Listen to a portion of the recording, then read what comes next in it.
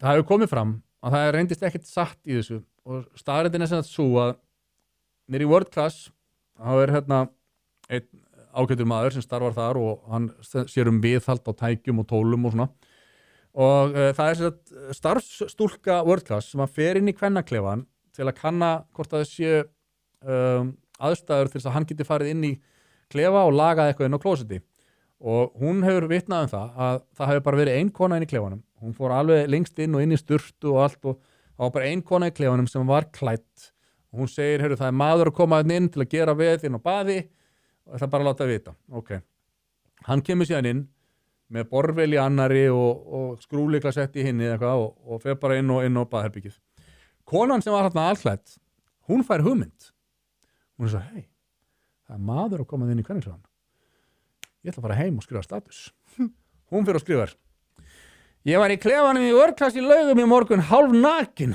þegar inn kemur starfstúlka á vegum World-Class og læti vita að það sé að koma karlmaðurinn í klefan að laga eitthvað inn á kvennaklostinu ég er stödd nálægt inngangnum svo ég heyri þetta ásamt kannski 8 til 10 öðrum konum það er rangt, það voru ekki fleiri konur en inni sko ég sem eru nálægt í og ég réttna að taka handklæðið af höfðinu og sveipaði mig áður en hann lappar inn ekki helmingurinn af konunum heyrðu þetta eða vissu af þessu og fullt af konum í sturtu sem vita ekkert fullt af konum einhvern veginn hérna pluss allar sem að koma svo inn í klefana meðan að hann er að brasa á klósettinu þetta var sem sagt á svona lág annar tíma og það var búið að tjekka á því það voru ekki konur inn í klefanum en þessi kona sem var hérna hún fekk frábæra hugmynd að skrifa þegar maðurinn kom inn að gera við það bara hei, núna ég er búin að mér finnst algjörlega galið að karlmaður kom inn í kvennaklefan á meðan að stöðin er opin. Þetta var ekki akút viðgerð sem mátti ekki bíða.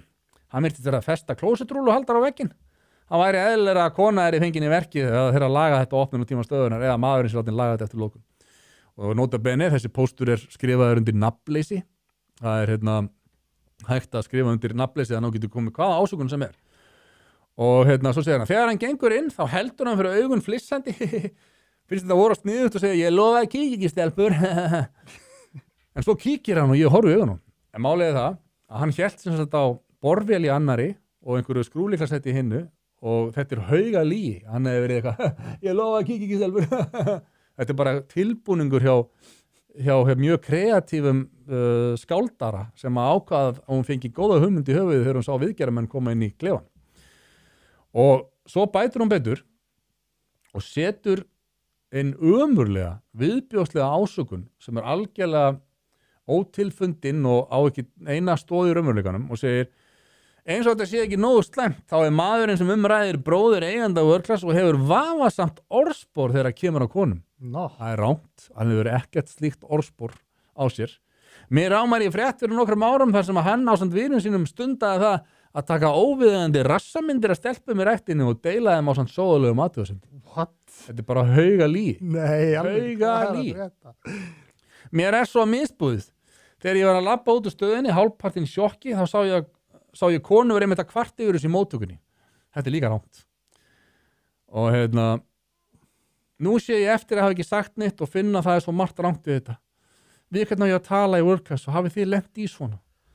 Þetta er svakalegu póstur sem er eins og ég segi mjög svona skapandi kreatífur póstur sem að hún hefur fengið þessa frábæru hugmynd þegar hún var alklædin í klefanum og kom hann að viðgera maður inn en að þetta skuli vera leyft og admínur eða sem sagt, stjórnendur hópsins gera engar athugasemdir þegar að þetta er sett í nafnlust þarna að vera að vega að æru manns og fyrirtækis auðvitað með mjög ósvífnum hætti það er alveg hreint útsatt ótrúlegt og þetta hefur fengið 415 likes inn á þessari ofbeldisgrúpu þetta er mjög vafasamt og þetta er auðvitað ekki eini pósturinn sem er skrifaður hérna í nafnleysi og það sem er farið gríðarlega óvarlega. Myndur þú segja þetta væri meiðyrði? Já, klálega.